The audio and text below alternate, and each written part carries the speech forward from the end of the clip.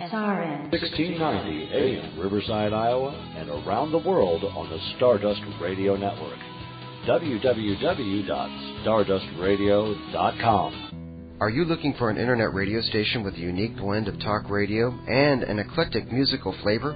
Join Stardust Radio today at www.stardustradio.com, where talent and technology meet. What's happening? I'll tell you what. Kent Emmons here. How'd you like to spend a weekend in Branson for only $99? That's right. You and your family can now relax in Branson for only $99 or take the honey for a quick romantic getaway any weekend you choose. This amazing vacation offer includes 3 days, 2 nights in a great hotel, breakfast every morning of your stay, preferred show tickets, and hundreds of dollars in coupon savings all around town. You know, Branson, Missouri's got amusement parks, world-class golfing, beautiful lakes, endless shopping, and more live shows than Vegas. So give us a call now at 1-866-338-1410. Branson for $99. It's our way of saying thanks for checking out our beautiful new resort, the Grand Crown. Here's that number again, 1-866-338-1410. Toll free, 1-866-338-1410. Branson for $99. Alexis Parkin, your aviation destination. You need something grand, something special, something unique. Look no further than the Alexis Park Inn of Iowa City. There you'll find 27 supersized suites of all varieties, most with jacuzzis.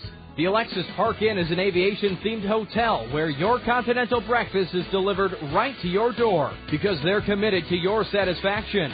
Give the Alexis Park Inn a call toll-free at 888-9-ALEXIS or check out alexisparkin.com. Alexis Park Inn, your aviation destination. Alexis Park Inn. Climate change could affect our way of life, reduce your greenhouse gas emissions, and help control climate change. Visit www.vcr-mvr.ca. Brought to you by the Voluntary Challenge and Registry, Climate Change Central, and this radio station.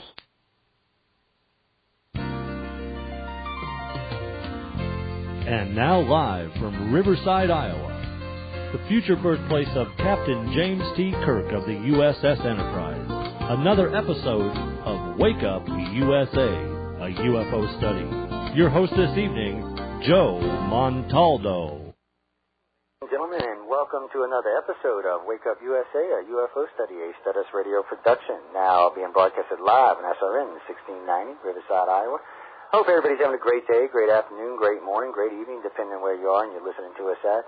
Now that I know we're out to, Jeff, I think it's 72, 70, I don't know, we're way up there in countries these days, and I'm just kind of, want to cover everybody because I know y'all are out there listening, and I appreciate the people who listen to us early in the morning and late at night. I just want to say thanks, guys, because, hey, that's why we do it. A couple things, ladies and gentlemen, then I'm going to hand over the segment. Darrell Williams is going to be doing a segment on the conference for us in a few minutes, but before I do that, a couple things I wanted to talk about. David, who's our state director in Arizona, sent me a thing on the Russian space station today. Now, I had heard some stuff about this off, kind of, here and there, bouncing around. The thing about it is, I sat down and read it. It does sound like a good idea. I do like the idea of this. Of course, I think the U.S. needs to do something or have something some involvement in it. I actually didn't know that they were taking down Independence in 2015. That was news. I thought it was actually going to actually come down in 2012. So, anyway, that's kind of news. That was nice to know they're staying out there. But, I got to thinking about this. Is this going to be a joint American-Russian space venture, or is this going to be a joint Russian-Chinese space venture? I'm just curious, and ladies and gentlemen, I'd just like to know your reactions on that, and what do you think it should be? And you can reach me at iCar@cox.net. One other thing, and then I'm going to let Darrell hit the mic. A couple of things on Mars have been bothering me lately. I know about a year ago I had told y'all about some photographs taken on Mars that shows what I guess you would call UFOs, classic UFOs at that. A couple of them looked like silver discs taking off in an upward motion caused by the rover cams. 2 on one and 1 on the other one, but they're very interesting photos. Well, recently I had seen some photos a friend of mine from Australia sent me a couple of days ago. And the thing about them, they're the same photos, but it seems like off in the distance, they enhance the photos somewhat. It looks like off in the distance there's something else there. it's hard to explain. I have to show y'all, but it looks like something not naturally occurring. Maybe a building of some type. You can catch it. It's casting a shadow, and that's what caught their eye originally. And then they ran a couple of programs on it, and it looks like a building. I don't know if it is or if it isn't. It was very interesting to see. As soon as they tell me I can publish the photos, I'll publish the photos. But, you know, it's copyright, so they have to give me permission to do that. But on that note, Darryl, can you hear me? Yes, sir. Yes, JoJo. How you been lately, Darryl? Has it been going good? How did you enjoy the conference? I'm fine, and I had a wonderful time at the conference. And thank you for having me on. The first person I want to thank is Therese. She's also called PRMT137. She's from Massachusetts, and she had to care for her mother and wasn't able to make it, and she sponsored me instead. Hey, Therese is a hard worker for us. But on that note, Darryl, I'm going to hand the mic over to you, so go ahead. Okay. Well, as you know, I'm an ICAR member, and I'm a lifetime member of the Alien UFO Ghost Research Society.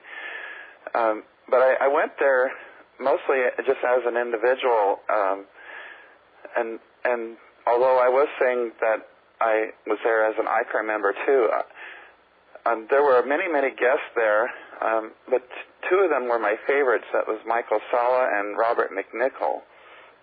And but the first thing I want to get into before I mention what they said or what they shared was I thought it was very important for me to learn at the site how important it is for human beings to practice a lifestyle of maintaining an open heart. And I think that was the most important benefit that I gained from my attendance. And the enlightened beings that James and the people there at the sanctuary and ECTI have been experiencing or having contact with, the most important quality or character that the enlightened beings look for is for people to have the open heart and for people to send love upwards to them as our brothers and sisters and to embrace everyone around the world with including them in any peace that we send. And I also learned that it's really important for humor to be used to cope with life events, and that helps people lighten up and to be able to laugh at things. I have learned in the past that humor was important, but this is the first time it really sank home.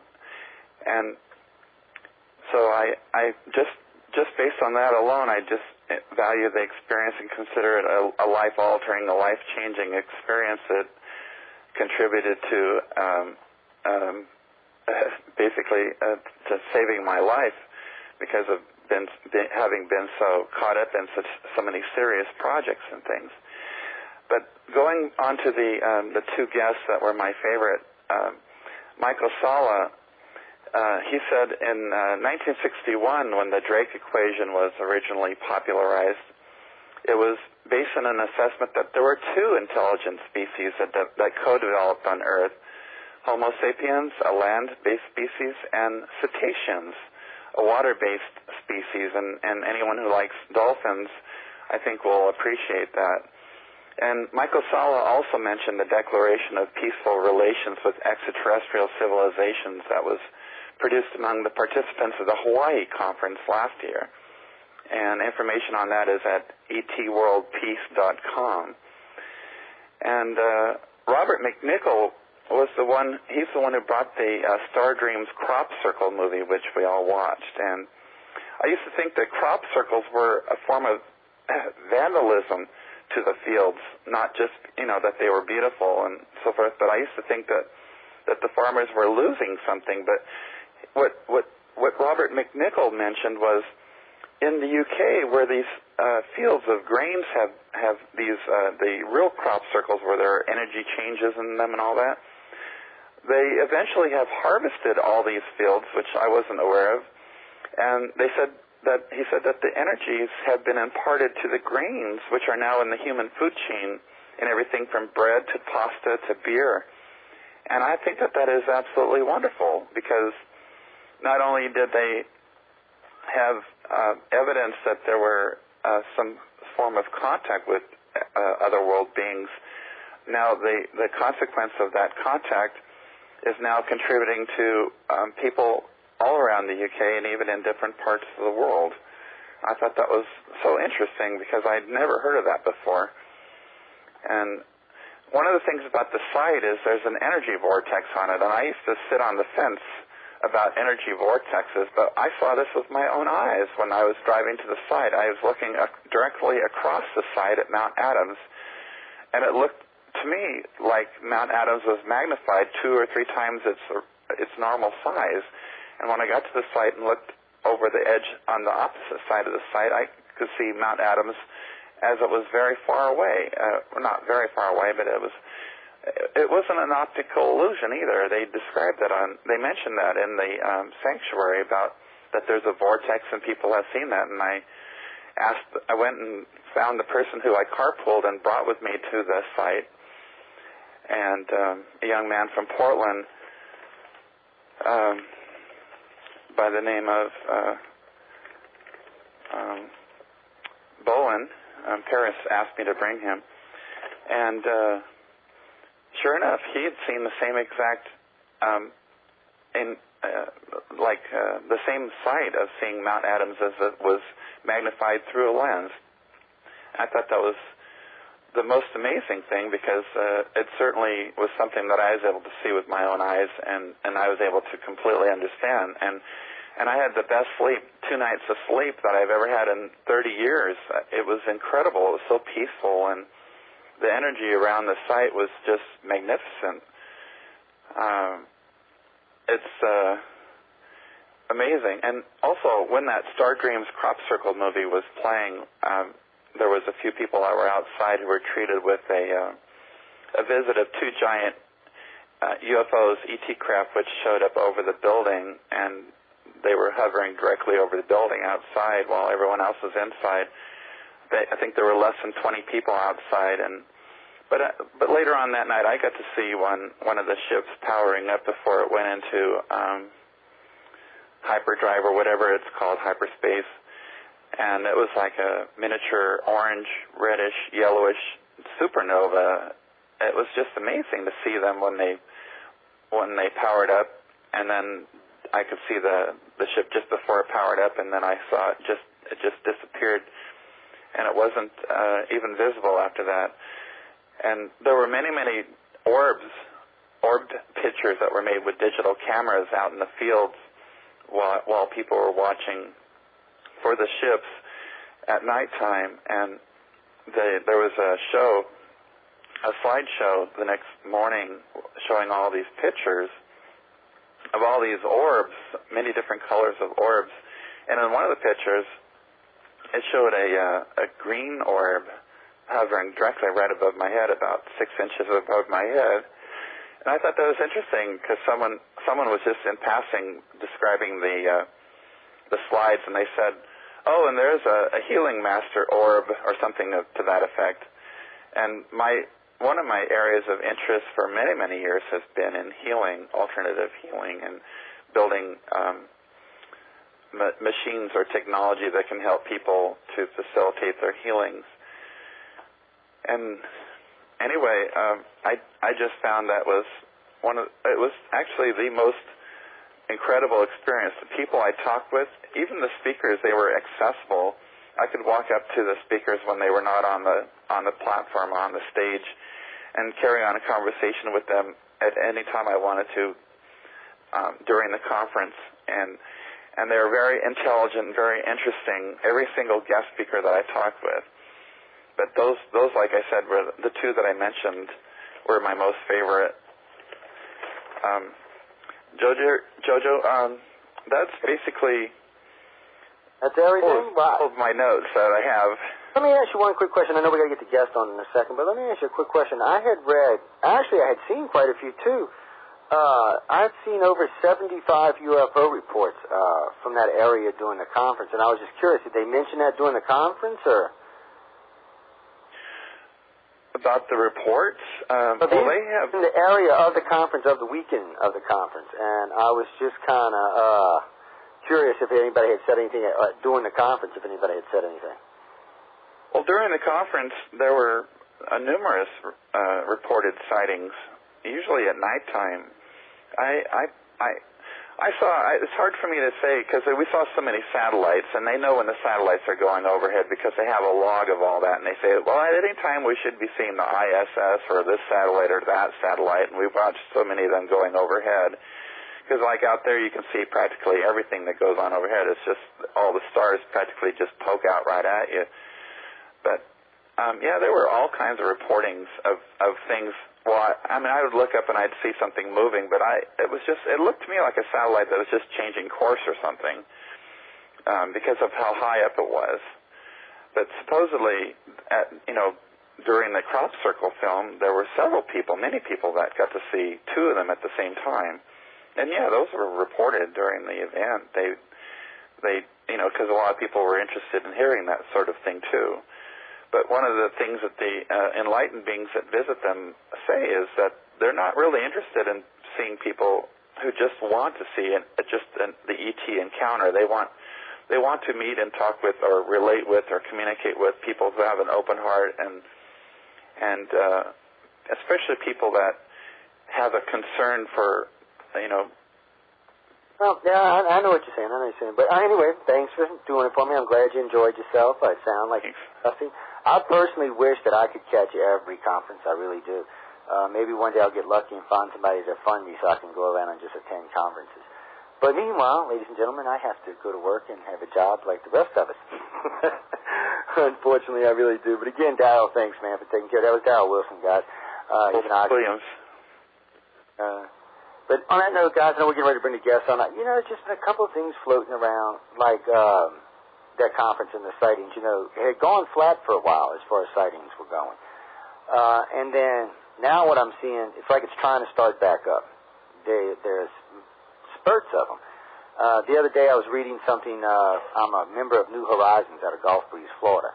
And I get a letter from them the other day, and there's been 111 sightings along the lower Gulf Coast region and the Panhandle in the last 2 weeks, which is probably about 50 times what they normally see.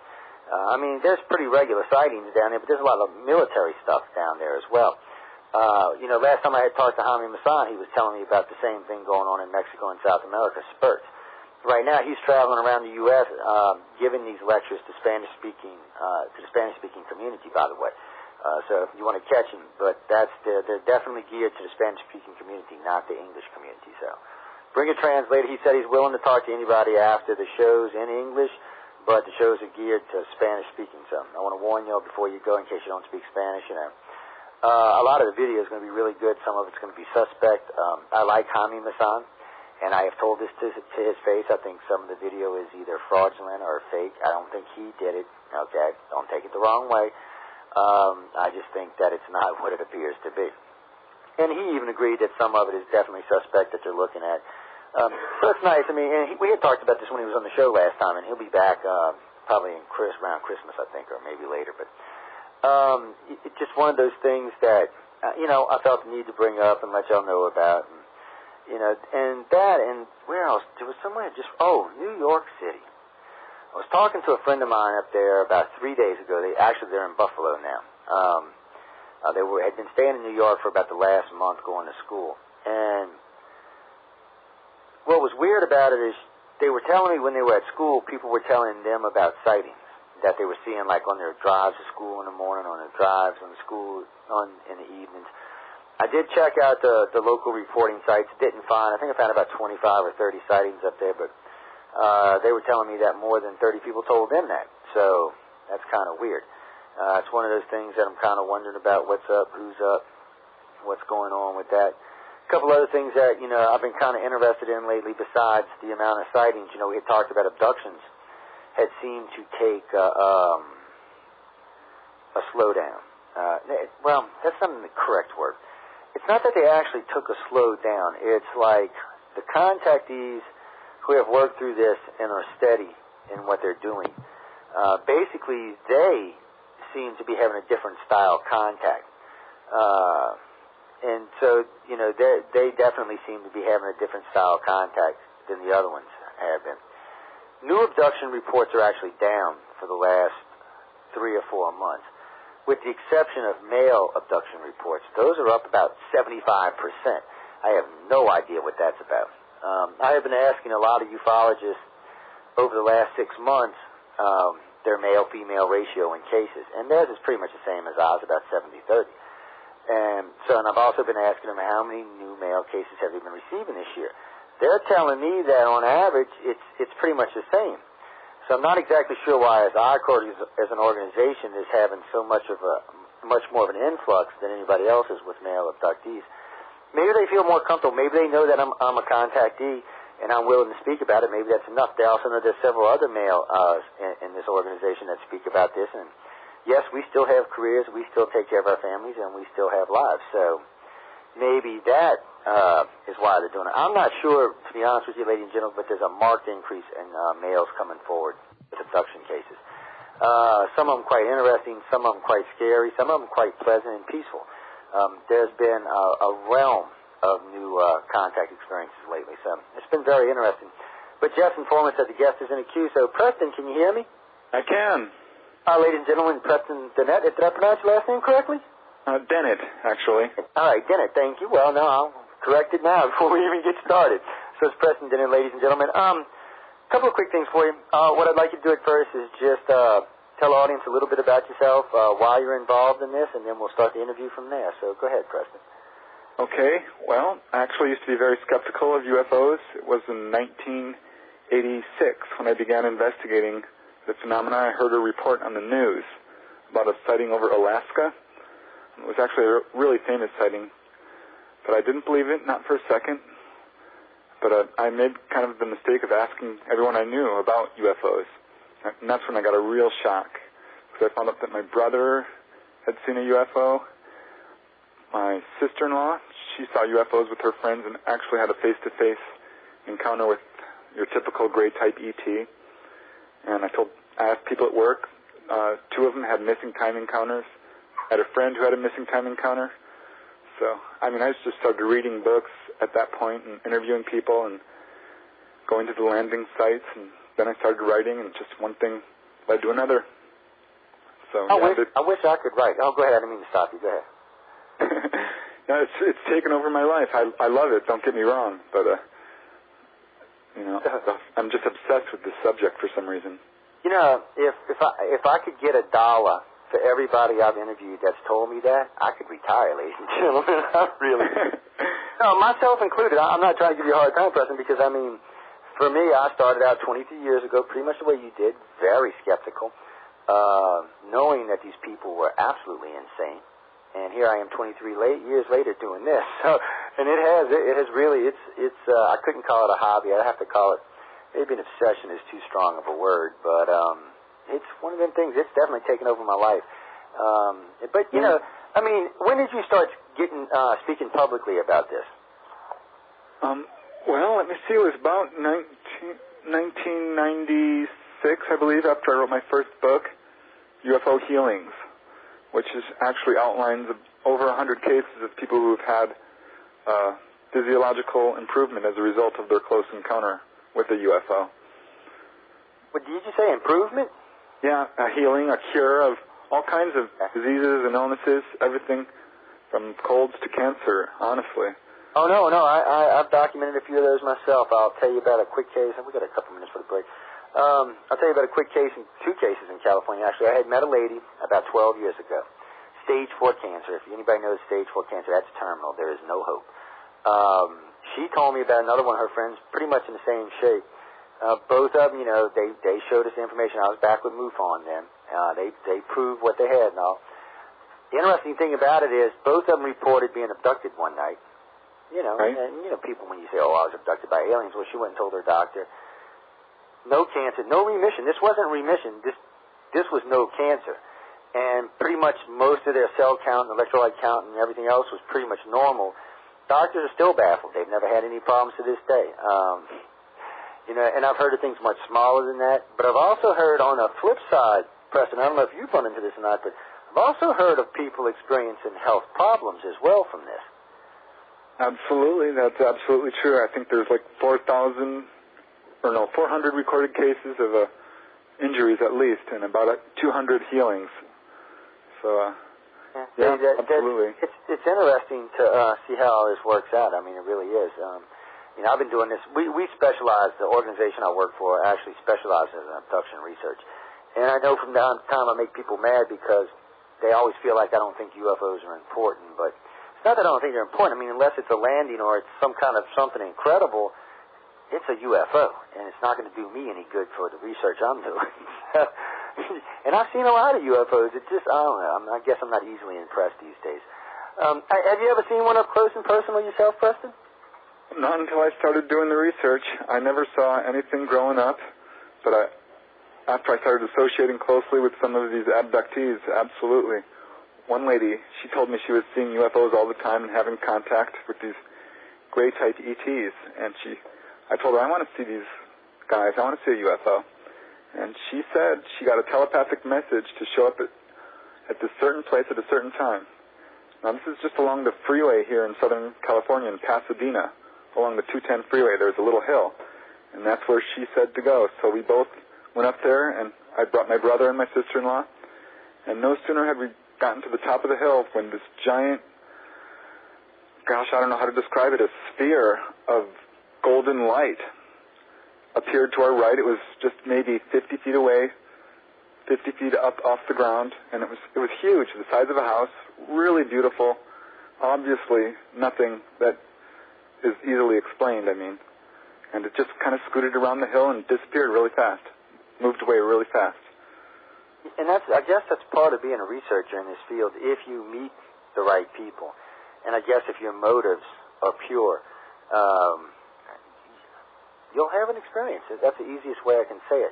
But on that note, ladies and gentlemen, we've got to take a quick break, so I want everyone to please stay tuned to Wake Up USA, a UFO study, a Stardust Radio production, now being broadcasted live on SRN 1690, Riverside, Iowa, and we'll be right back, so please stay tuned. SRN 1690 AM, Riverside, Iowa, and around the world on the Stardust Radio Network. www.stardustradio.com. Are you looking for an internet radio station with a unique blend of talk radio and an eclectic musical flavor? Join Stardust Radio today at www.stardustradio.com, where talent and technology meet. Quicken Loans knows when your mortgage payment is too big, it follows you everywhere. Hey guys, where are we going? Hi, Big Mortgage. Dad and I are going car shopping. Not without me. Oh, for Pete's sake. A mortgage payment that's too big can drive every financial decision you make. Scooch over, little man. The Big Mortgage is your dad's constant companion. Dad, the Big Mortgage is squishing me. I'd really like to get a bigger car. The Big Mo says no. Don't let your big mortgage payment push you around. Pick up the phone and let Quicken Loans show you how to lower your payment up to 33%. That's a third off your payment. Call 800-928-5199. Quicken Loans makes it fast and easy to say goodbye to your big mortgage payment. You're not the boss of us. R2. Are not. R2. Are not. R2. Am I going to have to separate you two? Call Quicken Loans at 800-928-5199 today. Equal housing lender licensed in all 50 states.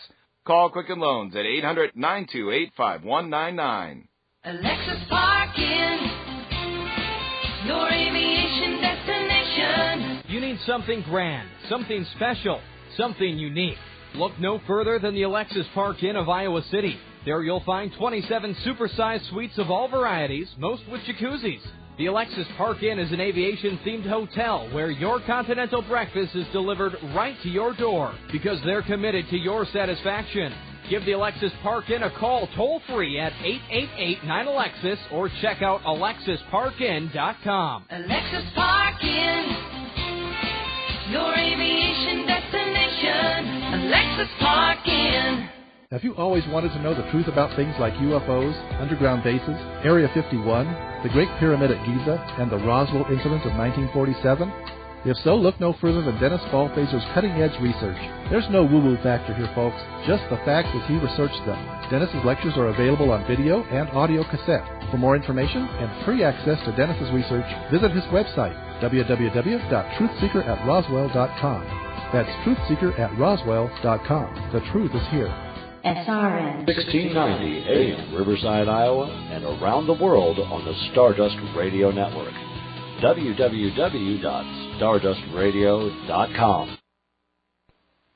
welcome back, ladies and gentlemen, to Wake Up USA, a UFO Study, a Stardust Radio production, now being broadcasted live on SRN 1690, Riverside, Iowa.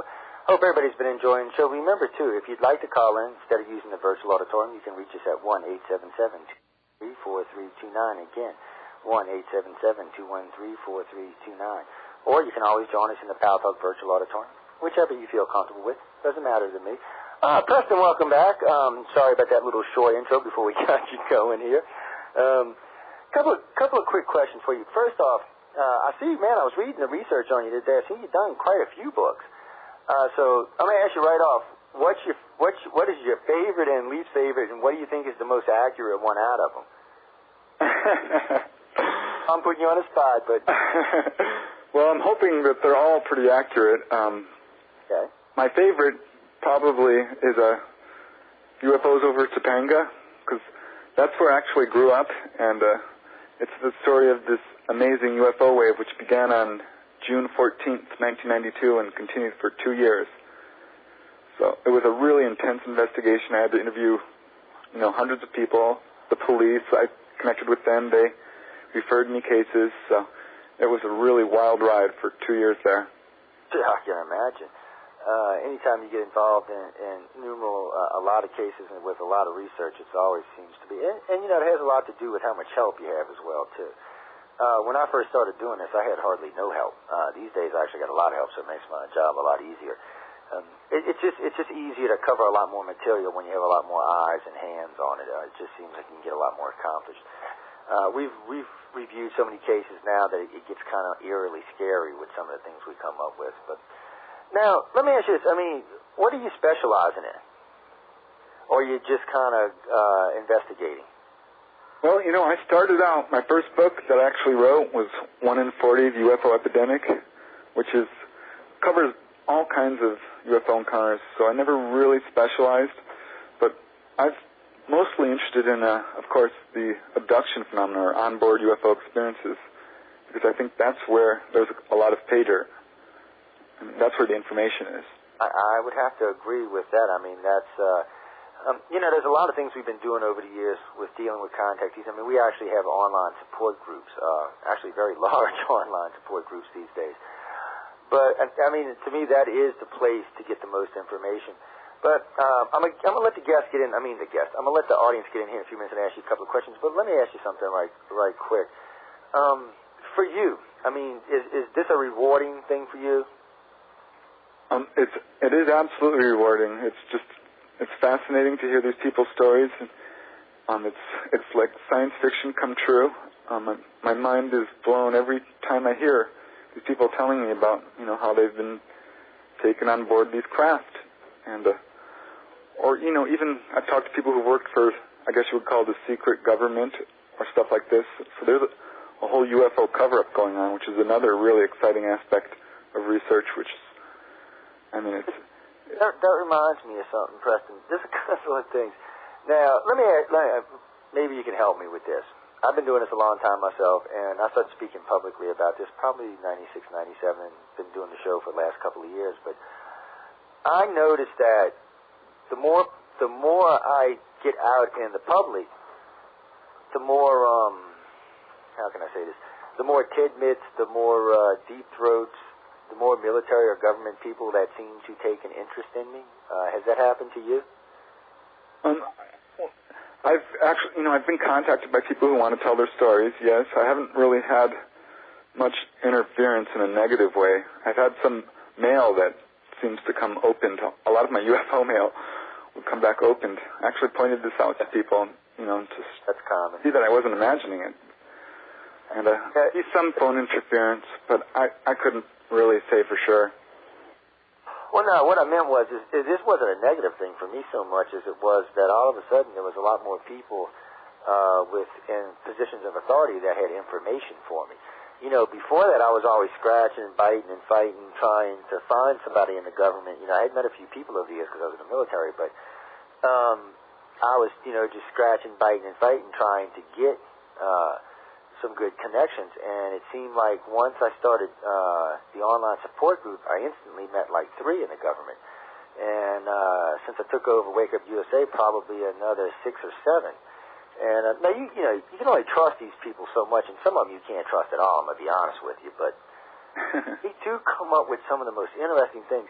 And what I find interesting is I'll be doing a certain line of research on abductees or contactees, and I'll get a phone call or I'll get a message or even a letter sometimes, and it'll just correlate what all these contactees have been telling me, and this is, one of my connections. I'm like, what the hell? And how the hell you knew I was doing this? It just, because I really don't believe in coincidences, so I have to kind of stop and wonder, what's going on there. And I've talked to a lot of UFO researchers now, pretty much everybody in the field I've pretty much done an interview with these days, and some of them seem to have interesting contacts. There's been a few that have had negative contacts. I mean, the only time I've ever had what I would consider a negative contact is when I've been warned twice about talking about alien agendas on the radio. Now, that's the only place I've ever been warned about it. Apparently, they just don't want us yapping away. I have no idea why. But with the exception of that, most of the contacts I've had have been information related. I wouldn't say they were good or bad. I would say they were information related. That's why I was curious to see if you yourself had gotten, if it had made it any easier for you to get information after you had started writing these books and got more into the public eye. Oh, yeah, absolutely. Every time I do a book signing, people come up to me wanting to tell me their stories. Pretty much every time. And I have kind of a lot of people at my work where I work as a bookkeeper.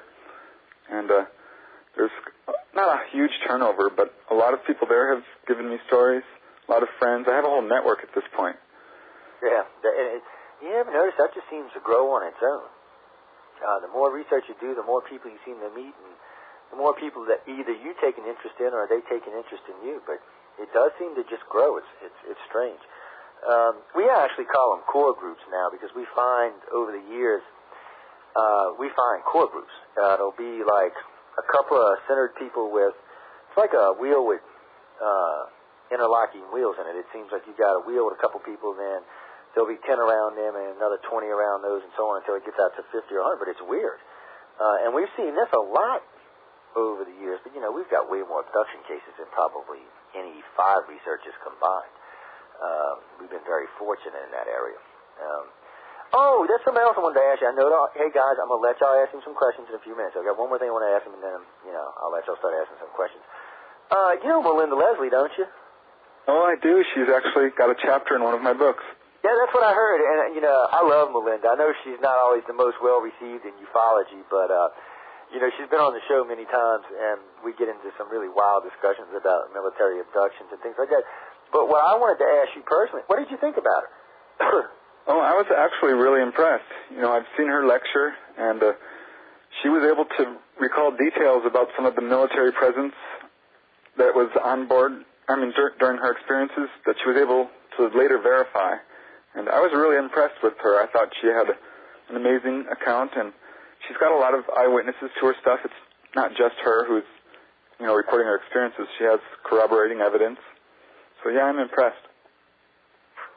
Well, I think she's great. I love her. I know for some reason that ufology's weird. I guess they just don't like people who mess in the government fields. But, we've had a lot of very interesting discussions, including, the first time I brought her on the show was to talk about her own experience. And then after that, she's been on a couple of times to talk about research, and I brought on with, Leah Haley to discuss things like that. But I guess what we're going to do, Preston, I see that you have several hands up in the queue, so you ready for some questions? Sure. All right, let's see who we got first. Let's see, D. Dragon's been patiently waiting. So, D, why don't you come up, give us your first name and location, and you're live and on the air with Preston.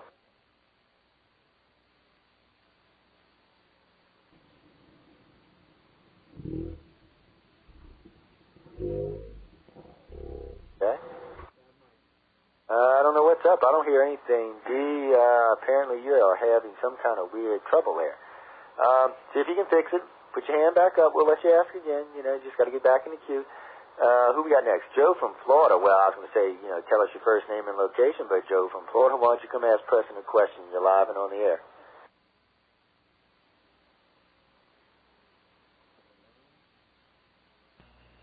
Hello, Preston Dennett. My question is this. I read an excerpt from your book, UFO Healings, and you give several case studies on people who have been healed. I'm wondering, what is the intent of healing by the UFOs? Are they demonstrating that they can, or is it just experimenting on their part? Thank you. Go ahead, Preston. Yeah, that's a great question. Why are these ETs healing? That's really the million-dollar question, because, I mean, we have one case where a UFO hovered over a boy who had a head cold. It shined on a beam of light on him, and it cured his head cold. And why a UFO would travel light years to cure somebody of a cold is beyond me. But, you know, I have to tell you, I let the witnesses speak for themselves. And I would say about half of the people who have been healed feel that it was a benevolent action on the part of the ETs. But the other half don't feel that way. They feel that the aliens are just sort of doing what David Jacobs calls equipment maintenance. But you get the whole range. You know, I do believe that ETs are a lot like people. Some are friendly, some are not so friendly. I mean, I couldn't convince anyone humanity is a benevolent race, so I'm not going to try and convince anyone that ETs are. Sorry, Joe, Preston, I like the way you said that. I'm sorry, ladies and gentlemen, I have to agree with him there. We could argue all day long that we were benevolent, but I think actions speak louder than words on that one. What do you think, Preston? Oh, yeah, absolutely. But I agree with you as far as the gamut. When I talk to contactees or abductees, and I'm going to do this, ladies and gentlemen, because I know someone's going to send me something here about this in a minute, but basically, to me, an abductee is someone who's abducted. They're really not all that self-aware about it. A lot of times they're not even aware about it. A contactee is somebody who's actually come to terms with this and is having a contact experience, not an abduction experience, which is much different. But anyway, on that note, we're going to grab some more quick questions. So who we got next? I see we got TRMT 137 up. Oh, well, hold on, TRMT. I apologize. I see we have D from Arizona on the line. D, can you hear me? Yes, Joe. D, you have a question for us this evening. Yes, I do. Good evening, Mr. Dennett. I'm Dee Andrew. I'm the Southwest Regional Director for ICAR out of Arizona. Here recently, my husband and I caught an episode of UFO Files where you and other researchers were talking about underwater unidentified objects, and was in hopes that maybe you can give us a bit of an update from, when the show was aired. Thank you. Go ahead, Preston. Yeah, that's right. I've been doing a lot of research on underwater UFOs right here off the Southern California coast, and the History Channel interviewed me for hours, but only aired really about a few minutes of what I told them.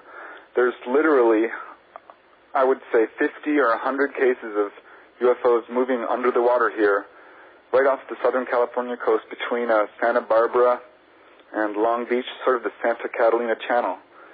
And the reports stretch back to the 1940s and continue today. I've been getting a bunch of recent reports because of an article I wrote in Fate magazine, and because of the show that on the History Channel. So yeah, I think there's a huge base underneath there. I have one case where this was during the wave over Topanga Canyon, which is right in that area. I have a case where people saw 200 UFOs on one night, and they were all coming from below, from this area, not from above. So I think they were coming from this base. And I've got several cases actually of abductions of people who were taken not into a UFO, but into an underground base. And it's all from in the same area. So yeah, I'm convinced there's this giant underwater base. I would imagine it's, a mile or more in size. Yeah, I'm still receiving cases about it. There was a recent one of someone who saw a UFO come flying out of the water there right off the coast. So it's a very interesting case. Where was this, Preston? I must have missed where y'all said it was or something. It's off the coast of Los Angeles, really. Malibu, Topanga, Santa Monica, that whole area. Stretching north from about Santa Barbara, south down to Long Beach, Palos Verdes. That whole area, the Santa Catalina Channel. Okay. I just must have had missed when you said it, or just missed part of that. I don't know. Sorry about that. No, I was just curious. I mean, what was California sightings last year? 3,700, I think, were reported in California last year? Of course, what is there? 40 million people living there too. So I mean, that's probably why. But right now, with the exception of New York City itself, California probably has more sightings than anywhere. Oh yeah. My book UFOs Over California tells a complete history, and California leads the nation with twice as much as any other state. The second is Washington, and Texas is third. But see, what's funny is if you go by cities, New York probably has more sightings per city than any other city. So I found that interesting. So the majority of the sightings in that state must happen in that city. See, in California, it seems to be spread out. I mean, you get from San Diego all the way up to the northern. Actually, I noticed Northern California, which seems to be less populated, seems to have some pretty interesting sightings. And then what did y'all have? Sonora just recently. Well, not just recently, over the last 2 years have seemed to have a rash of sightings. I don't know, it's just, they like, but, I have to say this, too. I've noticed over the years of doing this research that UFOs tend to like deep water areas. Think about it, we're talking about the West Coast. California, Oregon, and Washington, all three are very high in sightings. You think about the Gulf Coast, all the states along the Gulf Coast, with the exception of Louisiana, have enormous amount of sightings. Then you go up the East Coast, and basically that's what you're seeing. Florida up the East Coast, the Carolinas, the Virginias, all the way up into New York. And those areas seem to be higher than the areas in the heartland, except along the Mississippi River Valley. Places like St. Louis have a lot of sightings. Apparently ET just likes deep water, and I'm figuring they use it to hide. I'm sure in some locations they have bases, but if they're not a stealth-capable ship, I would think they would just run them underwater, at least if it was deep enough. What do you think, Preston? Oh, I agree. I think that they're just taking advantage of their technology. They can travel underwater, high speeds, hundreds of miles per hour. It's very, very easy for them to hide, and, of course, most of the Earth is covered with water, so why wouldn't they? Well, one of the wildest things we ever seen was in, Gulf Breeze, Florida. They go out on the fishing pier out there. Well, now they can't since Katrina, but they used to have an old bridge that they converted to a fishing pier. You can go out there. Some nights you go out there, they had skywatch groups out there. You'd see sometimes 200, 300, 400 people. There was one particular night, the mayor, the police chief, a bunch of people were out there videotaping on the bridge, and you seen this green glow coming off out of the back bay, probably about a mile you could see it, and it was under the water. You watch the thing as it approached the thing. It was just a green glowing light, kind of pulsating. It went under the bridge, under the where the channel is, went through the channel, went past the railroad trestle, through the channel, went out about 100 yards past the trestle and the power lines, and just floated up out of the water. Sat there for a few minutes, some goldish, sparkly, orby-looking things kind of came out the bottom, and then it just disappeared. I don't mean it flew off or anything, it just disappeared like a doorway opening and closing. And there was plus 400 witnesses to that sighting. I think even part of that made it on Untold Mysteries or somewhere. I remember seeing it somewhere. Or it might have been on Sightings for that matter, but it was very, very interesting. We do a lot of research down in Gulf Breeze. That is a wild place for UFOs. You ought to check that out if you ever get a chance to get on the East Coast. There is some weird stuff goes on there, Preston. I mean, some really weird stuff. And you have NASA bases. What's weird down here, most people don't realize this, but from Houston pretty much all across the Gulf Coast and even down the Panhandle going into lower Florida, NASA pretty much owns the Gulf Coast. Some of these bases are so big that they're actually, like Stennis. Stennis engulfed 4 cities when they took over. This is where they test the rocket engines at. They actually took over 4 small cities to create this base. This thing is just huge. And it's weird, these black... Have you ever done any research on the black triangles, Preston? Not, I've talked to some people who've had some black triangle encounters, absolutely. But not extensively.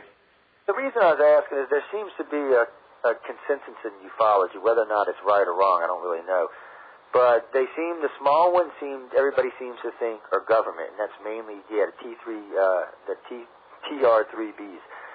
They seem to show up in places like along the Gulf Coast testing corridor, Colorado, New Mexico, Arizona, which are all testing corridors for experimental aircraft for the U.S. military.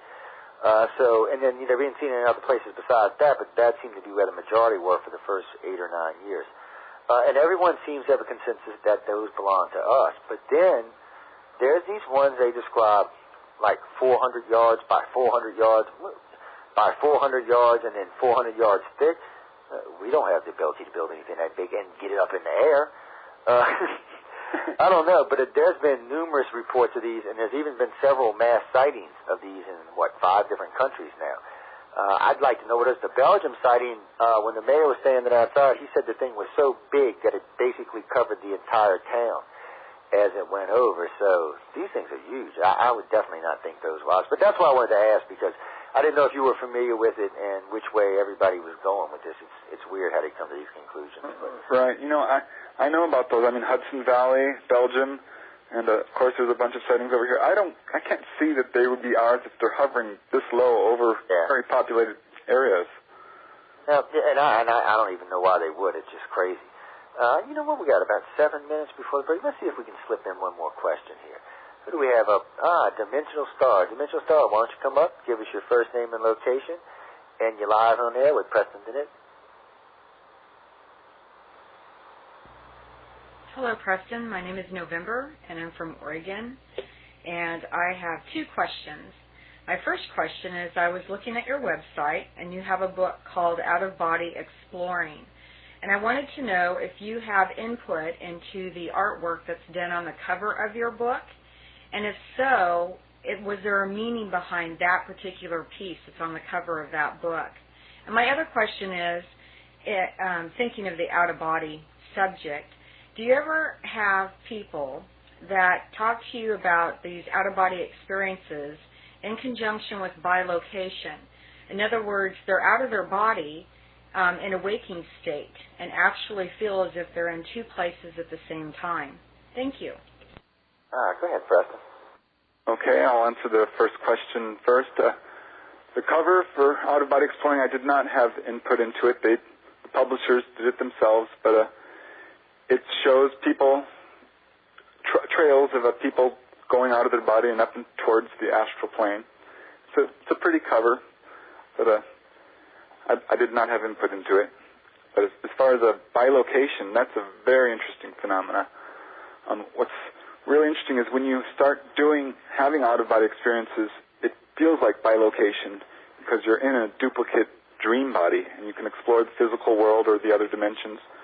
But if you get really good at it, you can actually manifest physically in different places.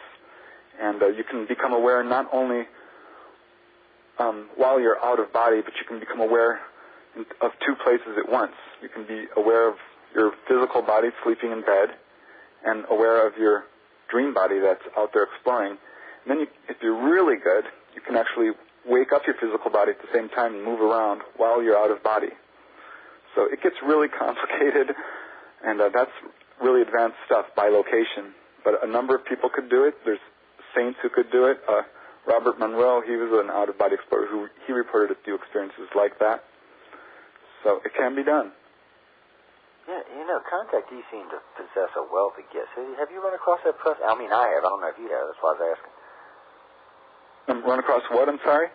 Well, contactees, in all the years we've been doing this research, and with plus 7,000 cases now, we found that we've never met a contactee or an abductee that's not empathic. And a good probably half seem to possess a real aggressive telepathic ability.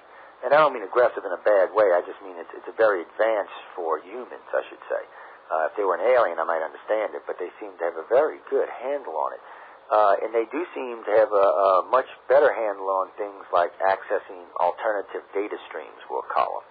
Right. That could be anything from cosmic consciousness to other dimensions, but they do seem to possess this ability, much more so than you'll find in everyday citizens of planet Earth. Have you run into that?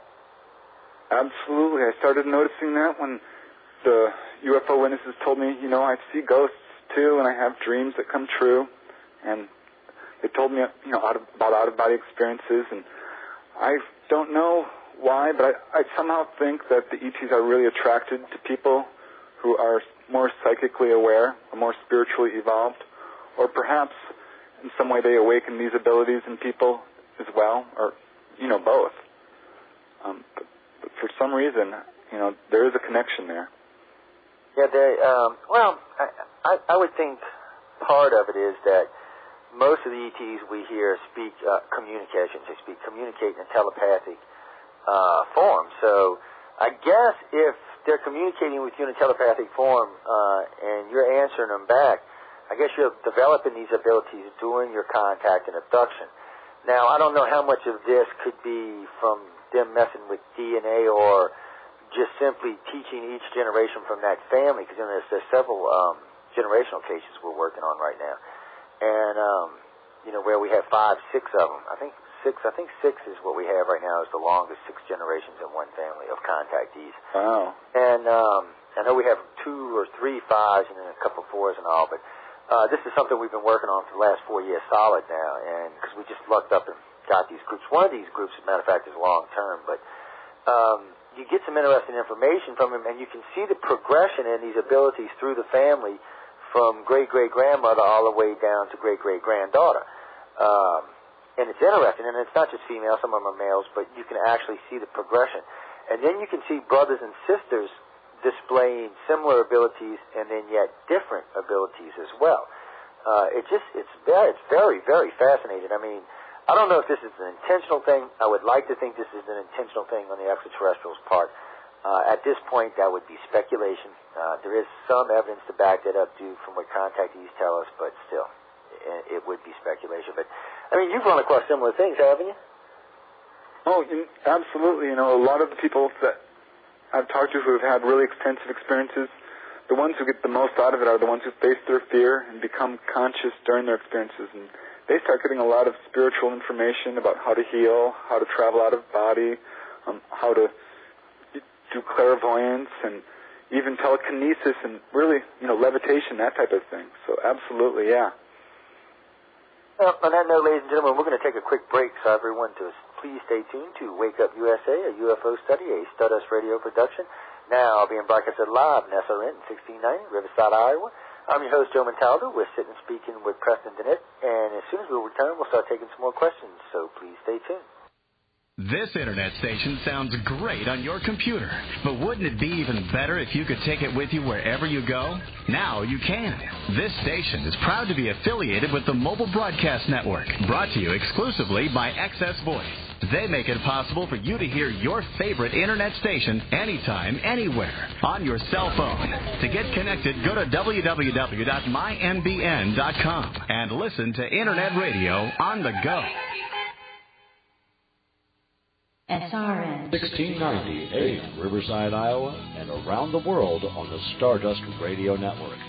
www.stardustradio.com. We're talking with Paul Dow of Timeshares Only. Paul, I hear you're giving people the secrets to selling their timeshares, and now you're also giving them a free $500 shopping spree. Is that right? That's right. A $500 shopping spree just for posting your property with Timeshares Only. And that's in addition to learning the secrets and turning your timeshare into cash? Learn the secrets, get cash, plus get a $500 free shopping spree when you post your property. So that's like a triple bonus. How can you lose? You can't. There are over 10 million people out there looking to buy a timeshare, and nobody can connect them with your property better than Timeshares Only. And you get a $500 shopping spree free. And if you call now, we'll also tell you the secrets to selling your timeshare free. That could all add up to big money. So call 1-800-921-0869. That's 1-800-921-0869. If our consultants are busy, please keep calling. Call now, 1-800-921-0869. That's 1-800-921-0869. If you're one of the millions of Americans that suffers from acne or knows a friend or a loved one suffering, please turn up your radio and take down this life-changing information. Introducing Epiclear, the revolutionary new advanced skin treatment, imported from Europe, formulated to help get rid of pimples and prevent further breakouts.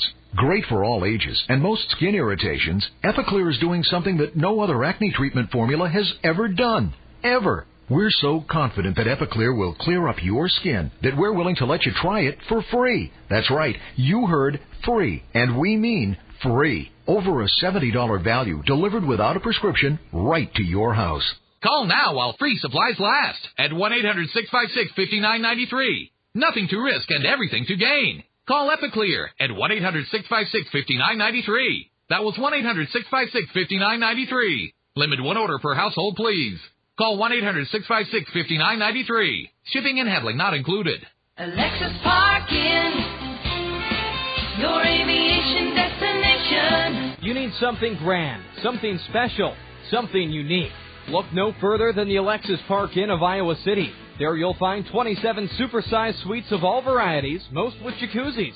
The Alexis Park Inn is an aviation-themed hotel where your continental breakfast is delivered right to your door because they're committed to your satisfaction. Give the Alexis Park Inn a call toll-free at 888-9-ALEXIS or check out alexisparkin.com. Alexis Park Inn, your aviation destination.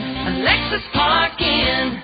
SRN 1690 AM, Riverside, Iowa, and around the world on the Stardust Radio Network. www.stardustradio.com. Good evening, ladies and gentlemen, and welcome back to Wake Up USA, a UFO study, a Stardust Radio production, now being broadcasted live on SRN 1690, Riverside, Iowa. Remember, ladies and gentlemen, if you'd like to use a toll-free number, it is 1-877-213-4329. Again, 1-877-213-4329. Feel free to pick up the phone, make a call. Also, I want you to welcome back Preston Dennett. He's been doing good with you all tonight. He hasn't want to slap anybody. And Jeff's informed me that we have John Cools on the line from the Netherlands. John, can you hear me? John? Oh, maybe not. Oh, okay, John, can you hear me? No? Oh, guess we lost him. A little flaky connection between here and the Netherlands. Well, he'll probably call back, so. That was kind of weird. You know, I was harassing Preston at the break, y'all. You know how I am. You know, I'm always pumping the guests for information at the breaks. Because they can't hear Preston, so they don't know what we were talking about. We could have been talking about naked women. They would have never known. I'm just kidding, ladies and gentlemen. That is not what we were talking about, so don't not email me on this. Oh, man. Are you ready for some more questions, Preston? I sure am. Okay, I see we have TRMT 137. TRMT, why don't you come up, give us your first name and location, and you're live in the air with Preston Dennett.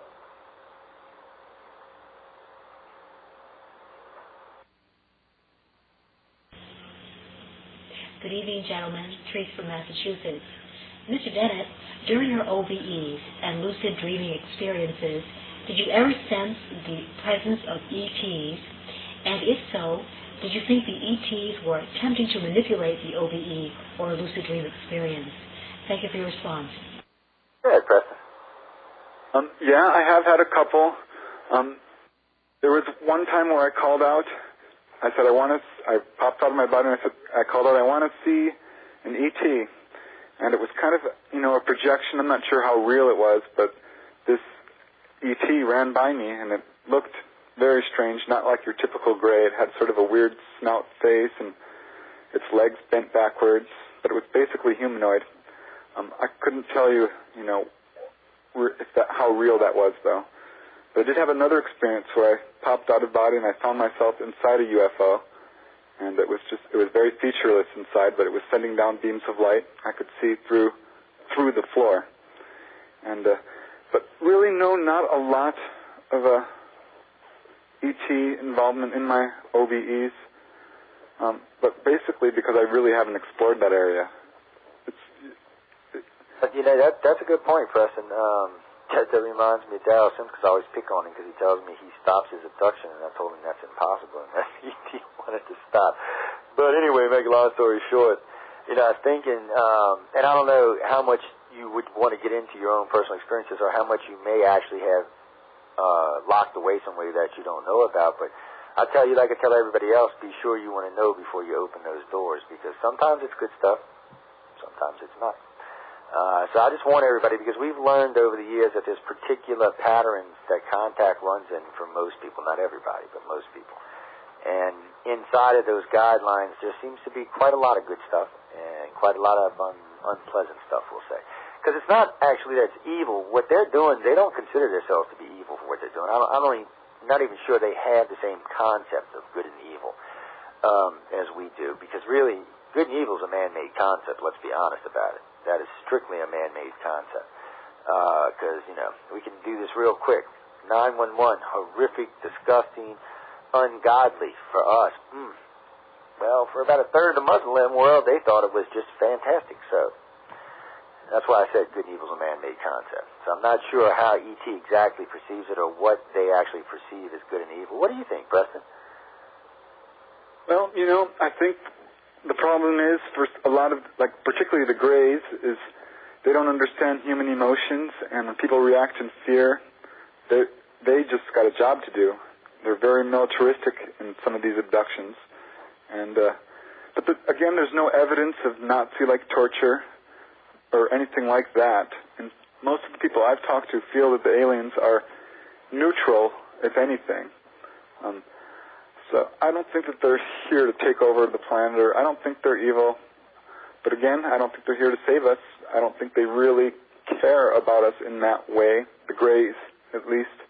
I think that there are a lot of very benevolent ETs, but they don't intervene because obviously we have to take care of ourselves. I mean, can you imagine what a disaster official contact could be with ETs?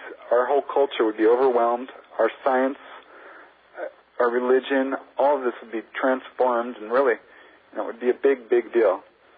But on the other hand, I think it's probably going to happen sooner than later. I think there will be official contact eventually.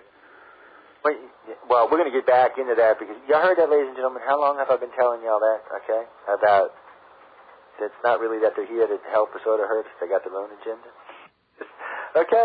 No, I give them a hard time about that because it's something important to get across to people who are getting involved with this, to make them understand that this isn't necessarily about us. Unfortunately, we have egos and everything's about us, but in the grand scheme of the universe, not everything is about us.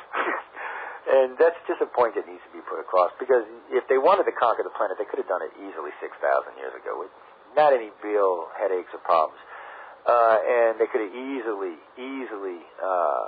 introduced advanced technologies into our society much sooner than they did, or we did. I'm not going to give them credit for that, but they didn't.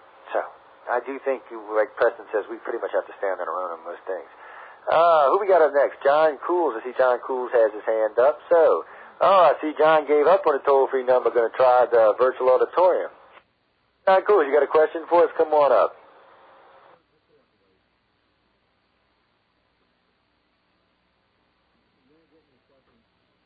What's up?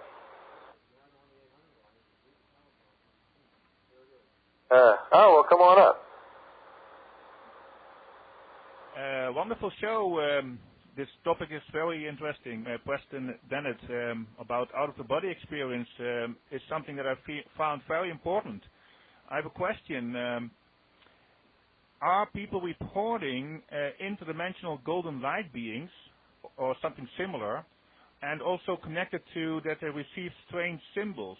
And also I want to know if he knows about blue-white light protecting them. Have you ever heard about that? That was it. Good, Preston. Okay, yeah, well, out-of-body exploring is really an amazing subject because the astral dimensions are so vast. I mean, imagine sending a dozen people to Earth. You'd come up with a lot of different stories, and that's the case with astral explorations, and there are absolutely a lot of light beings. In fact, the higher you go in the dimensions, the more advanced spiritually these beings are, and some are composed of purely light, and they radiate love, and it's amazing to be in their presence. I mean, they're just obviously extremely spiritually advanced. And there are places you can go where you can sort of bathe in the white light, I guess you would call it, that's described by near-death experiencers. And so, yeah, there's all sorts of amazing dimensions and things that you can explore. And it's actually really easy to do, out-of-body exploring. It's not dangerous. Everyone does it every night. They just don't remember. And it's totally safe. There's no danger of getting possessed or anything like this. We all have this silver cord which attaches our astral body to our physical body. And we all have spirit guides that will guide us when we do this. So I recommend it. It's an amazing adventure. You can visit your deceased relatives, learn about your past lives, and it's amazing the things you can do. It is, too. I don't know. Everybody has a different way of explaining it. And then, because I hate to get into it because there's so many ways, and then I'm not sure if everybody's realizing what they're saying, but You know, I hear a lot of people describe out-of-body experiences, and sometimes I think that's what they're actually talking about, and sometimes I think they're talking about something entirely different. I think their dream state is making them think that they're having an out-of-body experience, but that's not actually what it is. It's just hard to say because when they're describing it, it sounds like something entirely different than what it actually is. It's just one of those things that it's hard to describe. Because, you know, I have people they'll tell me, my contactees tend to get downloads. So when they get these downloads, it's not actually an abduction. It's actually more like download of data getting brought in their head. But we'll get back to that in a minute. I see Jeff says we have Goss on the 800 line. So, David, can you hear me? Okay, maybe not. What was that? David, can you hear me okay? Okay, can you guys hear me now? Oh, yeah, go ahead. I got you now. Go ahead. Okay, sorry. Mr. Dennett, good evening. My name is David Andrew. I'm calling from Arizona, and I'm the Arizona State Director for ICAR. I'm also a contactee. I've been since about age 4 or 5, and I'm 44 now. And there was a particular encounter I had about 5 years ago, and I've had OBEs or out-of-body experiences before, and so I know what the experience is like. And during this encounter, a gray was next to my bed, and then I had an OBE, and I'm fairly certain that they initiated it, and I'm still not sure as to why. I was curious if you'd ever heard of any other cases like that or that happening to any other abductees or contactees, and why you think they may have done that. Thank you. Go ahead, Preston. Yeah, I have heard of that. It's actually not that uncommon. People will be pulled out of their body by ETs or will even have an out-of-body experience while they're physically on board this craft. And I think one of the reasons that these ETs are doing it is because they're not only interested in the physical body, they're interested in the astral body. We actually have 7 bodies, at least, the astral, the etheric, the causal, it goes on.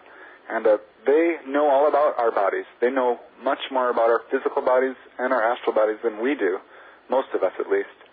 And I believe that they are putting implants in, etheric implants and things like this, or just adjusting the energy field of people.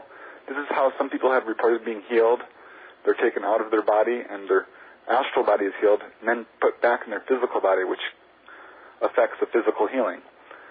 And one of the reasons I think they're doing this is, there's probably many reasons. I think that, again, they're very interested in waking people up spiritually.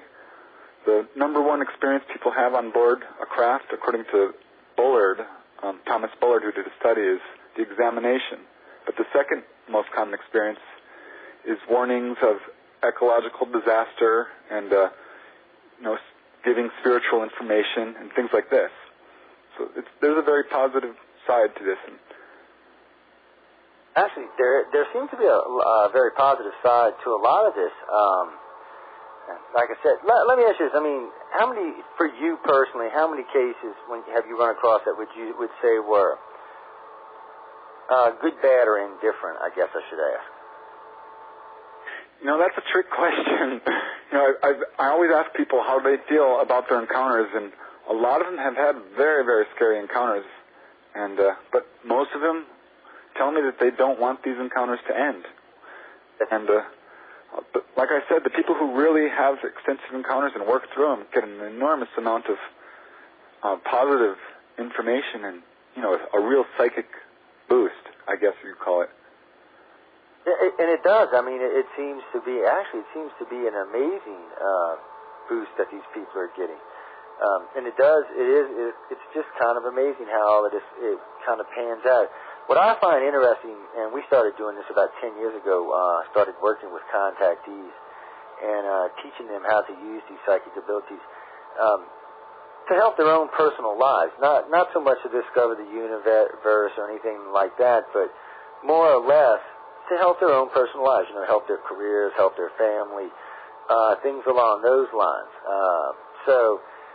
And it seems like when these people really come to terms with this and really realize that this is actually a real phenomenon that's happening to them, and these abilities are real, once they justify into their own head that these abilities are real, and they're willing to learn how to use them, I see that quite a few of them, their lives improve greatly.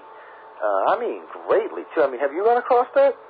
Oh, yeah. One lady I know, she was having abductions by these gray-type ETs. She said it was horrible. She hated it. Finally, she just got fed up with the fear, and she says, I want to take control of the situation. And her encounters changed. They became very positive, and she was taught how to do healing. And at the time, she was a telephone operator. She had a bad job. She didn't enjoy it. As a result of her experience, she quit her job and became a healer and is now doing really well. And I've got a lot of cases like that where people just totally change their lives after an encounter as a result of, their experiences. And that seems to be true. I mean, it's weird how much this changes people's lives. When you run across people like this, and I know this is kind of a loaded question, but do a lot of people you come across think this is other than, let's say, E.T.? Do they think maybe E.T. is God, or maybe this may be a demon or a God experience, something along those lines? I'm just curious. I do run across it occasionally. One lady, she had an encounter at the Marriott Hotel here in Woodland Hills, and she described this very skinny, short being with a very large head, which came into the room, and it was glowing. It came in a glowing red light, in a beam of red light. And she thought at first it was a demon. She could not move. She couldn't scream out. But it turns out, it wasn't. She's had also UFO experiences, and I explained to her, that there are differences. I think that there are, evil spirits and things. I don't know if there's demons or not, but I think that it can be very confusing for people, especially if they're having, poltergeist activity. It's hard for them to differentiate whether they're in a haunted house or experiencing UFO contact, or some people think it's angels or what have you, but I really think that ETs are, separate from all this. Hitler thought it was angels. Y'all read the book Mein Kampf, and that's what he thought it was, angels. He talked about these fair-haired, blue-eyed, tall angels that told him what to do during the war, actually before the war as well. And in Hitler's own right, he was a genius. He created a lot of things and excelled his small little nation into almost conquering the world, even though he was partially insane, I'm sure. It just seems though, he talks about these contacts, and we've got evidence to suggest that Germany made its first contact somewhere around 1905, 1900, somewhere around there. Because they were building saucers. Remember, their first prototype of a saucer rolled off the assembly line in 1913. And a fairly advanced prototype rolled off in 1917. And this isn't even classified information. This is something anybody can find out. It's just interesting, and he seemed to have some kind of contact. Yeah, it is kind of interesting, Well, the reason I brought this up is because when I think about this, these are the human-type aliens that we talk about, that he was having contact with. Right. Now, here we have a man who seemed to, change his country entirely, out of sheer will, actually. He seemed to have a grasp on technology. Remember, Germany was much more advanced than anybody else at the turn of the century, including the United States. The United States actually didn't pass Germany up in technology until after World War II, when we took half its scientists. Not to be ragging out on our own scientists, it's just Germany was more advanced, and it was and actually quite a bit more advanced when you get right down to it. And it just seems like they might have had a little help or a little edge that we didn't have at the time. We may have it now, but it didn't seem like we had it then. So, but getting back to the point, if this was true and these aliens were intervening with Hitler and what he was doing, that's some down points for the human aliens right there. Yeah, well, it's possible he just got a hold of a UFO somehow. Well, he might have, but there's some documents that came out recently of contact before Hitler's regime. And then there was some other rumors about some contacts that, they tried to kill one or two of them. And then there seems to be some other stuff, and then there seems to be the human aliens that got involved. At first it seems like they made contact with the Greys, because they were building saucers, and that's typically a Grey ship. And the humans didn't seem to intervene, I guess, until he took power. And then after that, a lot of things seemed to change. So I don't know. I don't know how much of this is right or wrong, guys, but I listened to what he wrote. I read what he wrote, and he keyworded on about 36 keywords while he was writing this, which would put him in an abductee or contactee. As far as we're concerned, he said enough keywords that he'd warrant a serious investigation. And then some of his statements suggesting godly contact really sounded a lot like extraterrestrial contact.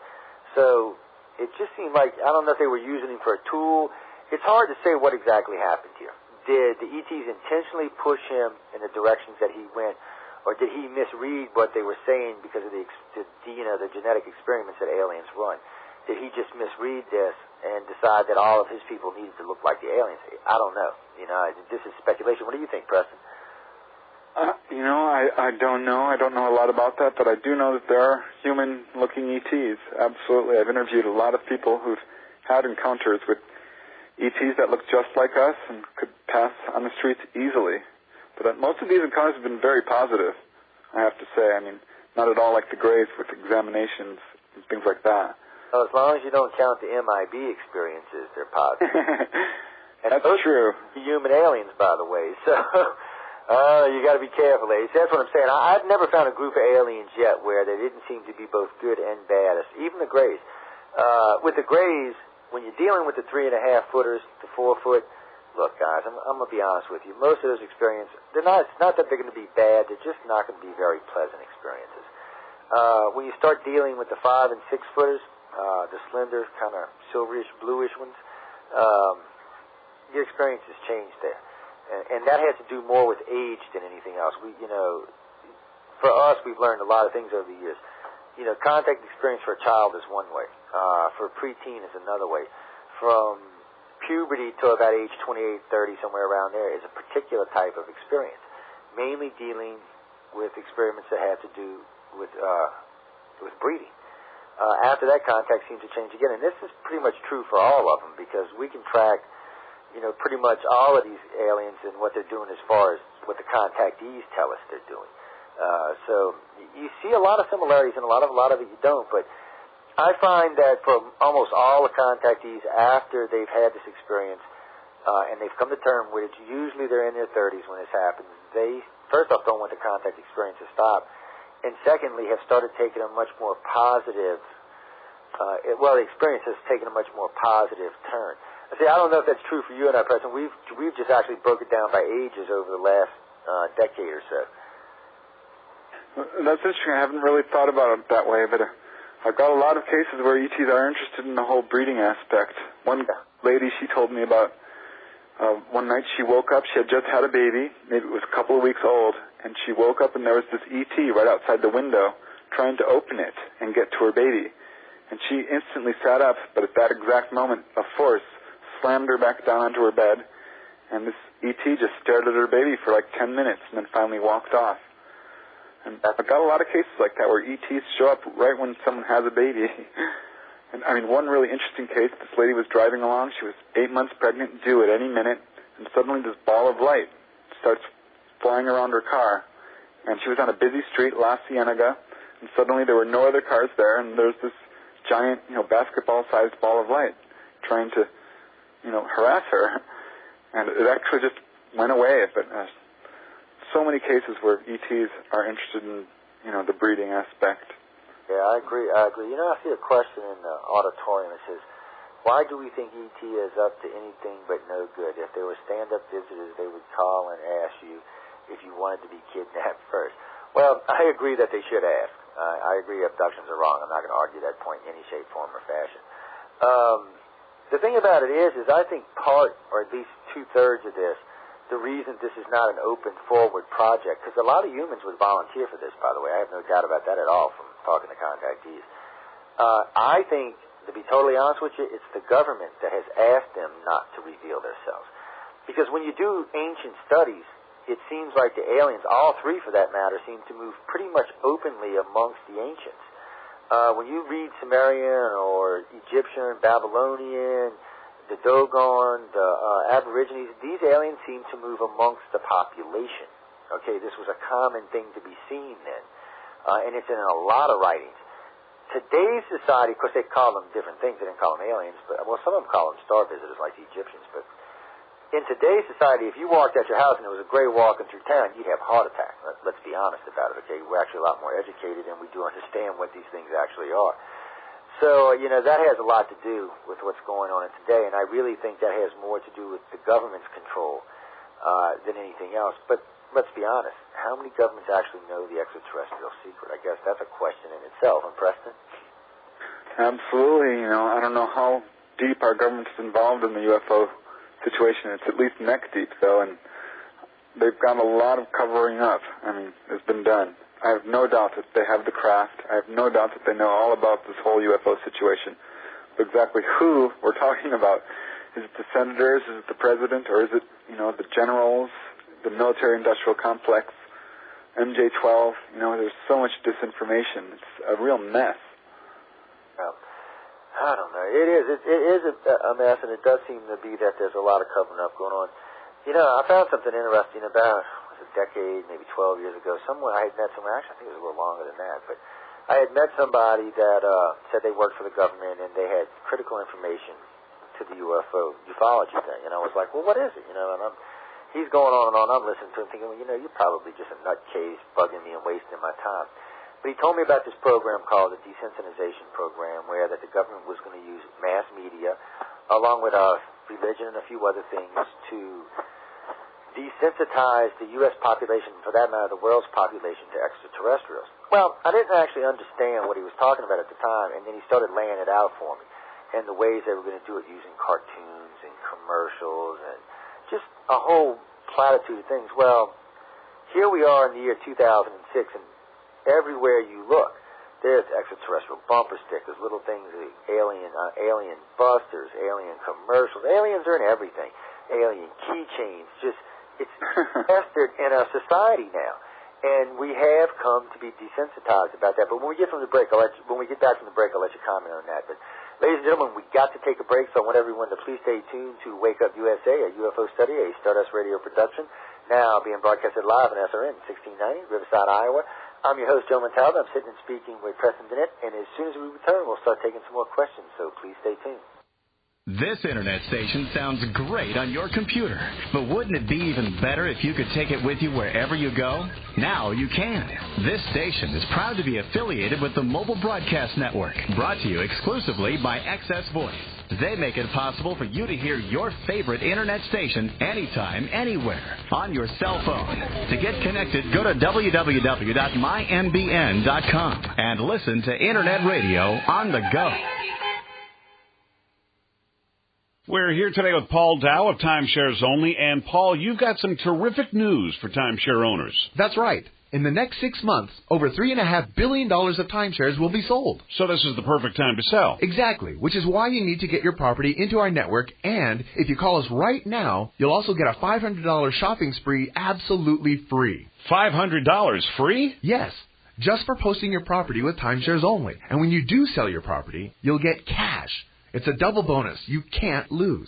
Except if I don't call. Hey, over 10 million people will be looking to buy a timeshare. So we need your property now. The number to call now is 1-800-921-0866. That's 1-800-921-0866.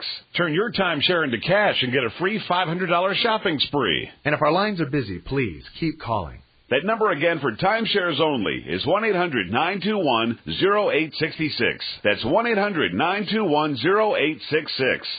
This is Dan Hall from No More Waiting, the folks that get structured settlement holders their money now. So right now, call us at 800-768-6286. Got an insurance settlement that's taking years to pay out, but you want your money now? No More Waiting is for you. You're in the third year of a 20-year settlement, but you want a new car or a new home now? No More Waiting is for you. Need to catch up on bills now? No More Waiting is for you. Call 800-768-6286. Want answers about your settlement payments now, No More Waiting is for you. In fact, No More Waiting has prepared a DVD chock full of information to help you get the most money for your settlement payments. Call today. It's free and there's no obligation. Call 800-768-6286. That's right, for your free DVD. Just call 800-768-6286 for your free quote, your free DVD, and your path to financial freedom.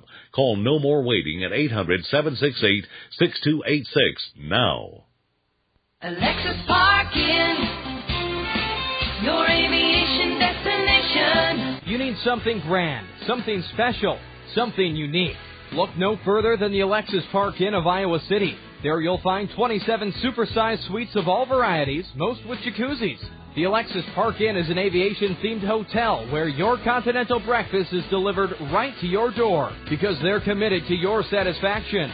Give the Alexis Park Inn a call toll-free at 888-9-ALEXIS or check out alexisparkin.com. Alexis Park Inn, your aviation destination. Alexis Park Inn. SRN 1690 AM, Riverside, Iowa, and around the world on the Stardust Radio Network. www.stardustradio.com. Good evening and welcome back to Wake Up USA, a UFO study, a Stardust Radio production. Now being broadcasted live on SRN 1690, Riverside, Iowa.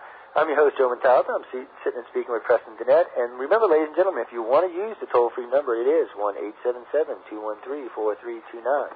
Again, 1-877-213-4329. Pick up the phone, give us a call. There's just so much stuff. Oh, well, you know what, Preston, remember what I was talking about before the break?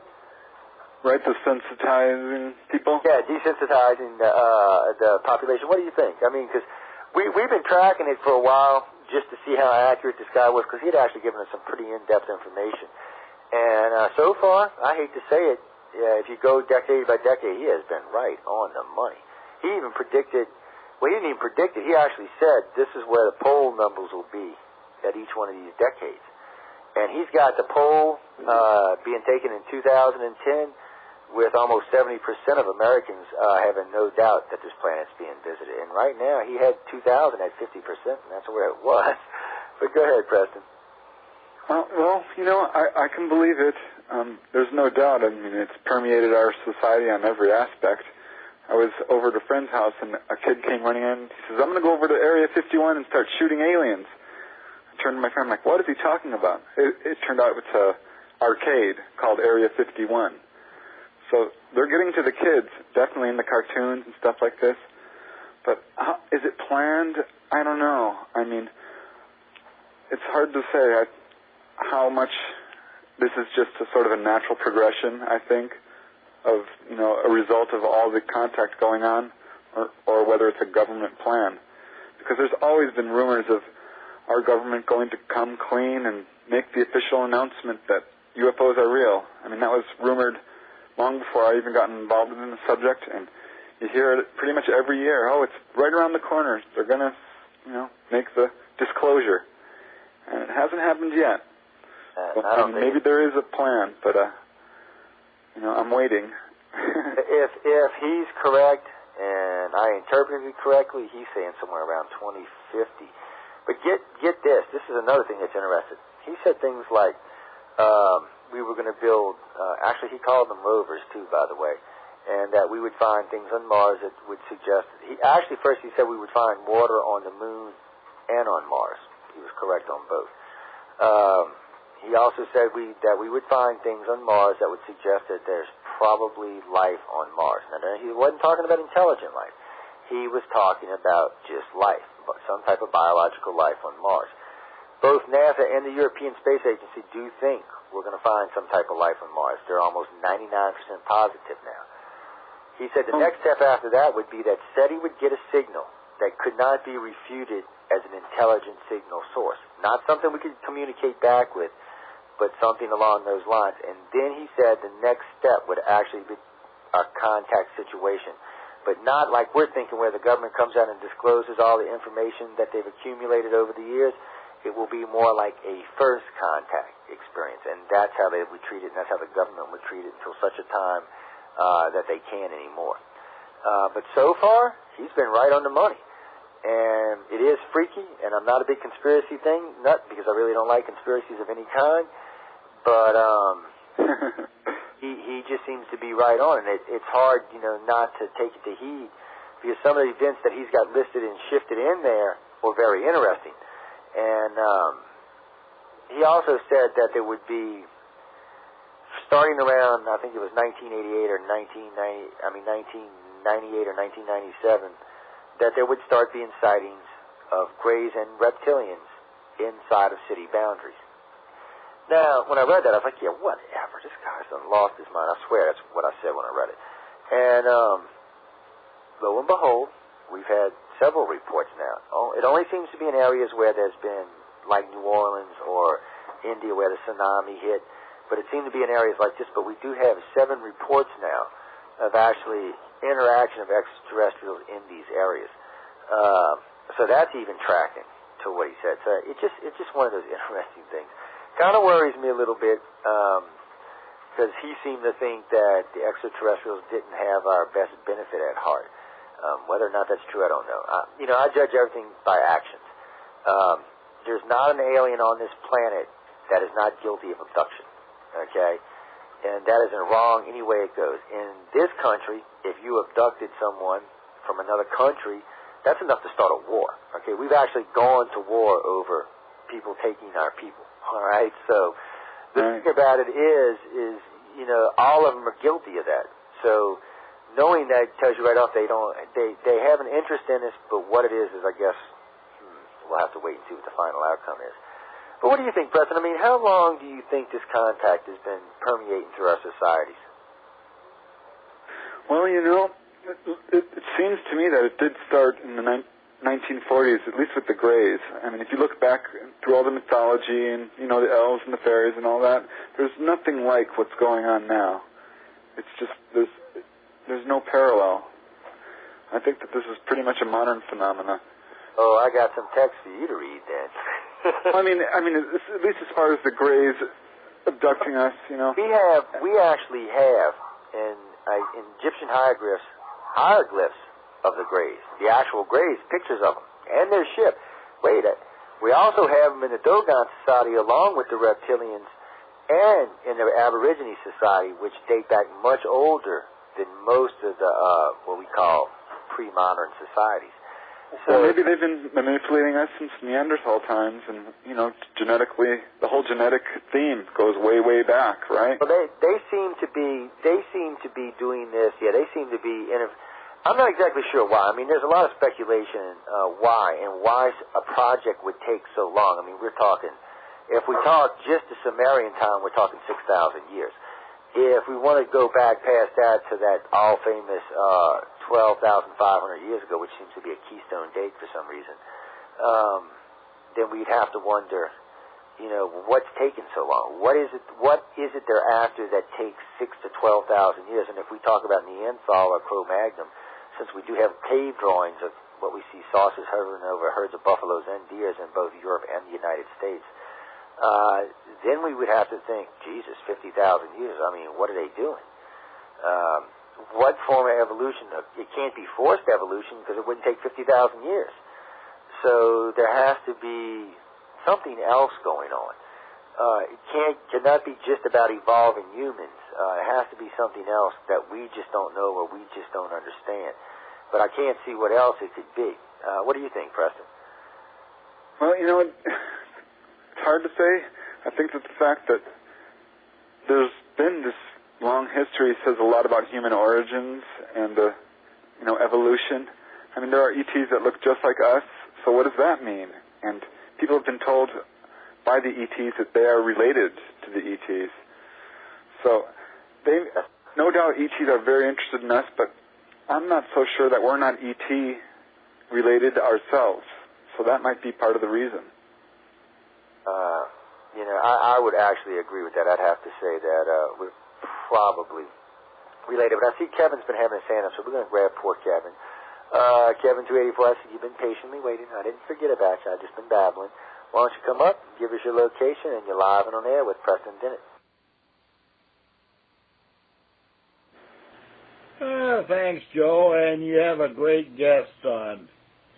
I was wondering, how come the UFOs, how come they don't land in like a football stadium or stadiums? I mean, and walk around their ship and get back into it. And that's when there's a game going on. I mean, the government is trying to hide so much, but when you see so many people seeing one and the aliens walking around it, I mean, there would be all positive. That's all I have to say. Can I answer that? Go ahead, Preston, yeah. You know, I agree. Why don't they? I mean, they could easily convince the world with one simple encounter by landing in a football field that's filled with people. And they haven't done that yet, and I think the main reason is because each time that they do these really public displays, we react in a way that's pretty hostile. I mean, we scramble planes after them.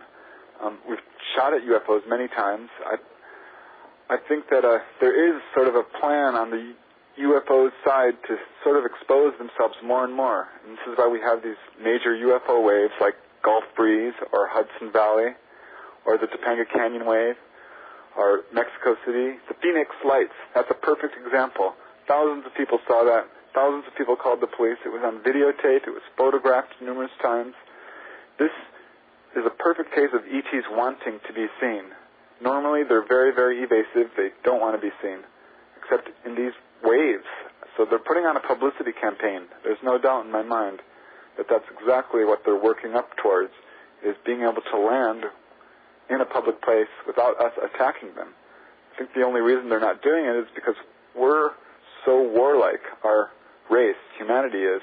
I mean, we always have wars going on this planet.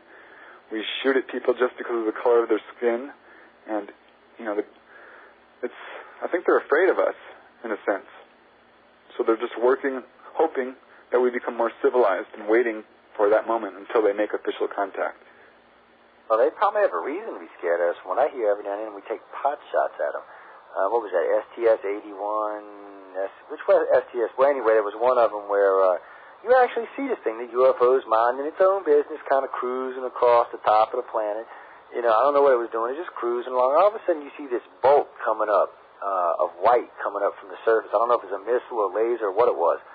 You see it coming up. This thing stops and just takes off in the other direction. So I'm thinking to myself, okay, guys, we're shooting at aliens that can traverse time and space. It's not really a bright thing to do, ladies and gentlemen. I don't see how we could win this, so I don't know why we're going to take pot shots at them. Unless our government knows there's not going to be a retaliation, and how could they know that? What do you think, Preston? Well, I think the military is convinced, or at least some of them, that the ETs are hostile, probably because they keep hovering over our nuclear bases and turning off, the missiles and things like this. But I don't think that's necessarily a hostile action. You can interpret it different ways. They may be concerned that we're going to destroy ourselves. And I don't know, they may have painted themselves into a corner, the military, and it's hard to say how they feel about it. But, well, no, yeah, you're right. I mean, like when they turn those silos off, it might have just been a little slap on the wrist to say, hey, look, guys, we understand that y'all have nukes, but they don't scare us. It said, well, matter of fact, we'll show you, look, we're not even scared a little bit of your nukes. I mean, it might have been something as simple as that. It's just kind of a little warning to let them know, look, guys, it ain't going to happen. I don't know if they would actually intervene if someone was to launch nukes on the planet. I mean, they didn't in World War II, so I don't know. And we know there was a lot of them flying around because of the Foo Fighters, but I don't know if they would actually intervene on that. But someone had just sent me an instant message asking, what do you consider your most interesting UFO case to be? Okay, well, probably, I love the onboard cases. One of the most interesting cases was this gentleman who contacted me, and he had an experience where he spent like 6 hours on board a UFO. And he was actually driving along with his mother and his brother when suddenly this giant UFO showed up and cast a beam of light down the car, and he was sucked up inside the craft. And he didn't actually remember this for years, until, just recently, like 5 or 10 years ago, he spontaneously recalled it without hypnosis. And he recalled being taken up into this giant craft. He said it was absolutely huge, like a small building. It was all bronze colored inside. And he was laid out on a table. He was examined. There was a bunch of different beings there, which he couldn't really describe. He said he was kind of too afraid to look at them. At this point, at least, he doesn't remember. But he described a lot of experiences. They put something in his mouth. They put something in his leg.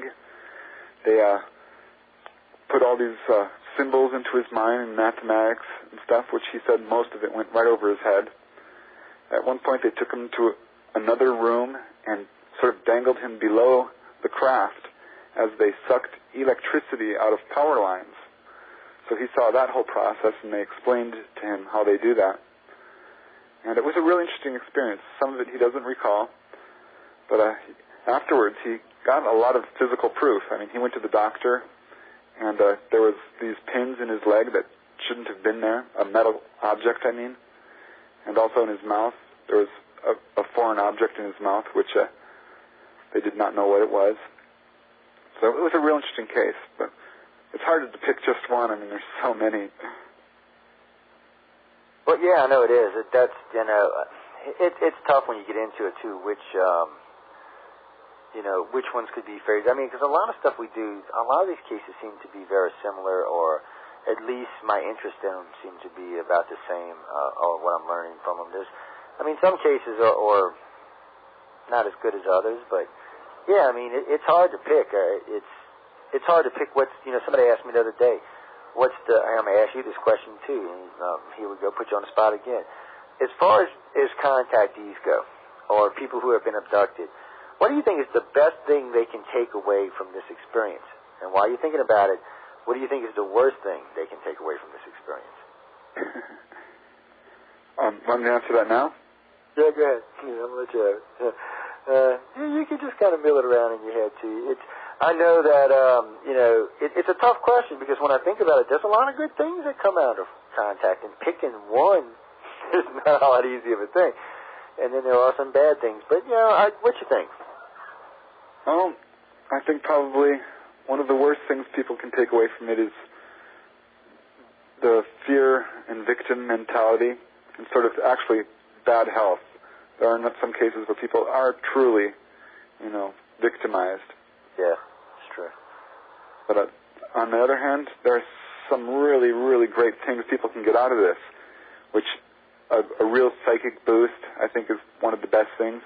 Healings. I know people who have been healed of terminal conditions, and I think just the knowledge of having had that experience is awesome. Yeah, I know. Knowledge is a good thing. Let's be honest. If you can get it, if you can get ET to give it to you. I mean, one of the things we teach them, we actually give our contactees, we work with them and set up a line of questioning that they could ask extraterrestrials. Now, we don't expect everyone to get it, and we don't expect everyone to be able to talk to an ET, but it's encoded into their subconscious. So anytime they're communicating on telepathic communication, and we learned this from the Greys and humans, that if it's programmed into them, a lot of times they will answer the question out of habit, because they're just hearing it, or seeing it, however exactly they're communicating, but they seem to be picking this image up and then transmitting back the answer to the contactee. Now, how much do you think we should actually believe an extraterrestrial alien, regardless what kind it is? They're awfully deceptive sometimes. I know one couple who I wrote about, they were driving through Arizona when they had a missing time encounter. And under hypnosis, they recalled being invited aboard this craft by human-looking ETs. And they asked a lot of questions, and the ETs answered them. They said the ETs told them that they were contacting people who were helping humanity, but that they can only do so much without, intervening too much. And the lady asked, well, where do you come from? And the ET just kind of cocked his head and said, we come from a place you don't know about yet. So, yeah, they're pretty deceptive. And I think if you look at a lot of contactee stories, ETs will actually plant some disinformation, saying they come from Mars or Venus, or something to sort of give people who are skeptical a way out, almost. so that they don't have to believe it. But I think that for the most part, people are just going to have to use their own intuition. And how much can you trust what another person says? If you get to know a person, an ET even, well, I think you can really begin to get a sense of whether or not they're telling the truth. Yeah, and I do. And you know, we have what we like to call, there's, you know, different levels of contact with different stages of humans that work with them, and what they call keepers that seem to be, I don't want to say working along the alien agenda line. They're just more along cooperating with the aliens, especially when it comes to bringing on other humans on board and dealing with them. But these guys and girls seem to get very pertinent information, information that other contactees don't seem to get. And it's almost like it's a reward of some kind, for a lack of a better way of explaining it. But it does seem to be there. But, you know, the ET does lie, and I've said that 100,000 million times. I don't know if it's an intentional lie, but they do lie. And they do seem that, in all honesty, extraterrestrials seem like they're interested in a particular segment of this population on this planet. They seem to track us through DNA, and they seem to be concerned with the DNA and the breeding process. All I can think is maybe 10,000, 50,000, 60,000, whatever it was, 1, 2, 3, or maybe all three of these aliens may have introduced their DNA into our society. Might be one of the reasons they're so interested to see how our evolution is going to be. A cross between the three of us means at some point along the line we should excel them, so maybe that's why they're interested in us. I mean, why wouldn't we be surprised if they're incarnating into human form? And that's why a lot of these people are having experiences, is because they are ETs. They might be. It's hard to say, but there seems to be a definitely family progression.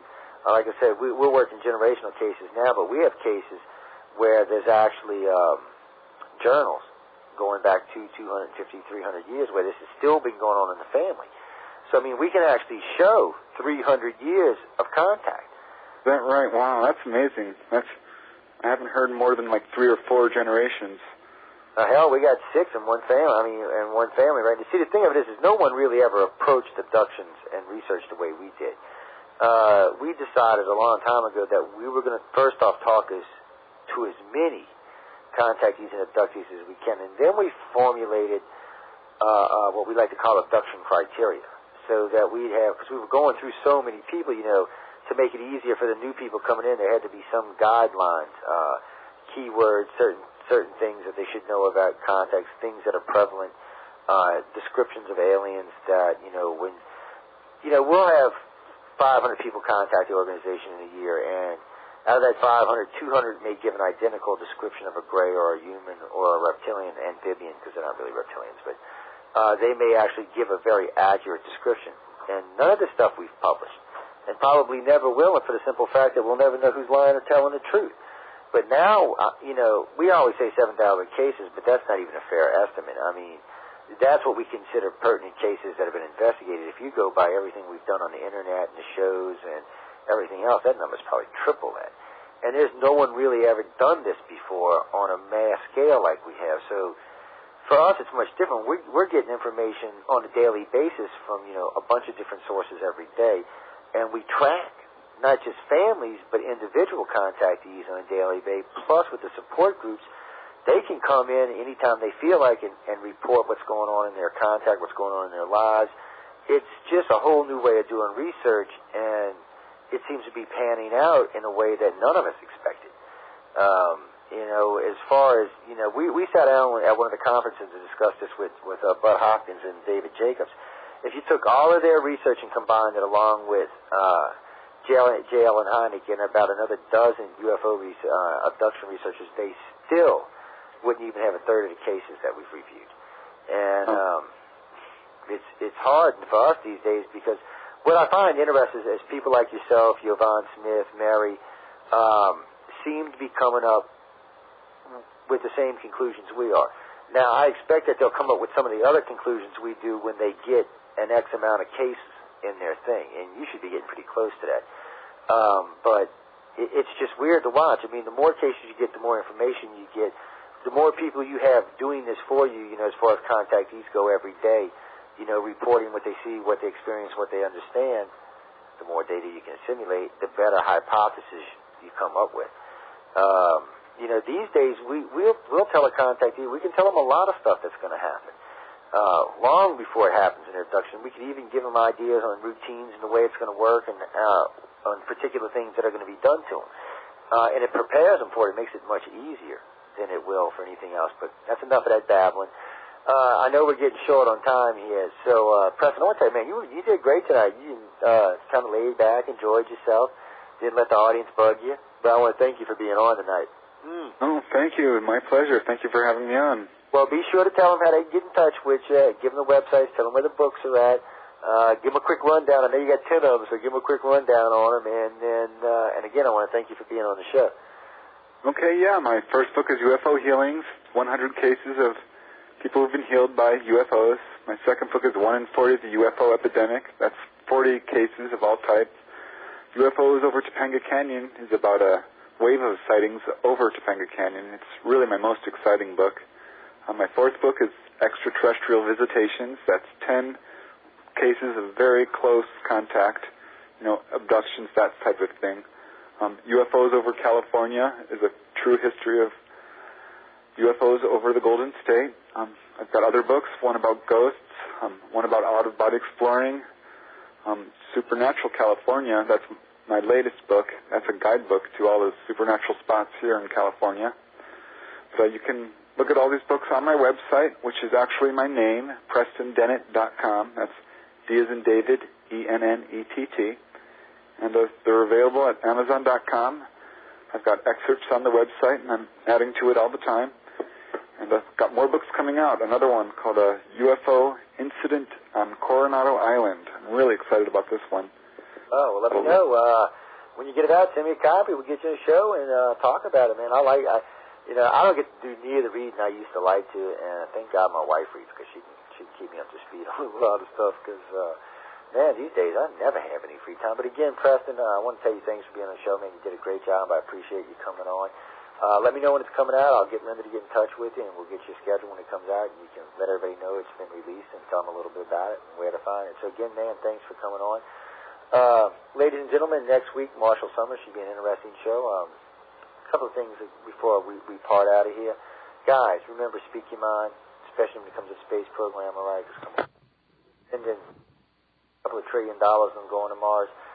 Let's go the way we want to for a change, all right? On that note, ladies and gentlemen, I want to tell everybody thanks for tuning in to Wake Up USA, a UFO study, a Stardust radio production, now being broadcasted live in SRN in 1690, Riverside, Iowa.